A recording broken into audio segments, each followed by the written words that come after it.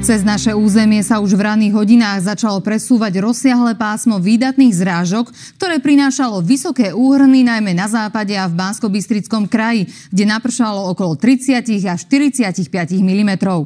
Južne od Slovenska sa dokonca vyskytli aj búrky. To všetko sa odzrkadlilo na zvýšení hladín potokov a riek. Dobrý večer.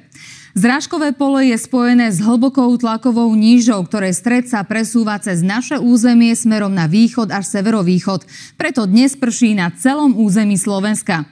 Postup frontálnej oblačnosti smerom na východ nič neblokuje, preto rýchlo prejde a následne sa k nám od juhu rozšíri výbežok tlakovej výše, ktorý počasie upokojí.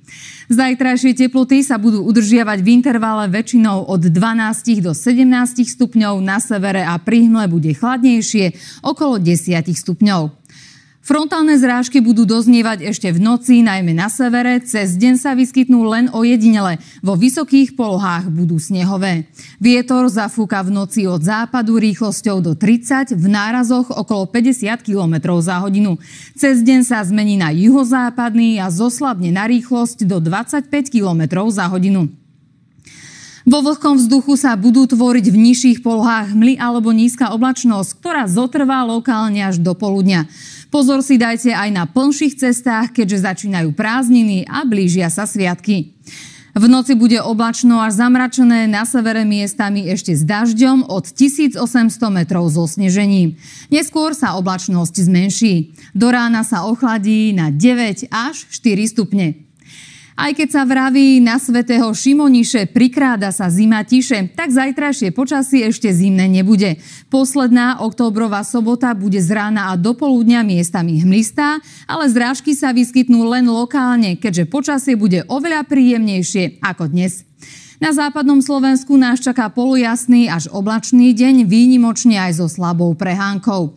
Teplota vystúpi na 13 až 17 stupňov. Stred krajiny bude prevažne polooblačný, na severe s možnosťou výskytu slabých prehánok. Po rozplynutí hmiel či nízkej oblačnosti sa teplota vyšplhá na 10 až 16 stupňov. Na východe zavládne polojasná až oblačná sobota s dopoludňajšou hmlou či nízkou oblačnosťou. Najmä na severe môže slabo sprchnúť, prípadne zamrholiť. Maxima 12 až 17 stupňov. Aj na horách sa počasie upokojí, bude polooblačné až oblačné s ojedinelými prehánkami od výšky 2000 metrov snehovými. Vo výške 1500 metrov budú 4 stupne. Tlak vzduchu začne mierne až silno stúpať. Zajtra je navyše spln, ktorý môže vyvolať nervozitu, podráždenosť alebo depresiu. Posledné októbrové dni prinesú skôr oblačné a hmlisté počasie s ojedinelým slabým dažďom alebo mrholením. V nedeľu sa oteplí na 12 až 20 stupňov, v pondelok na 14 až 21.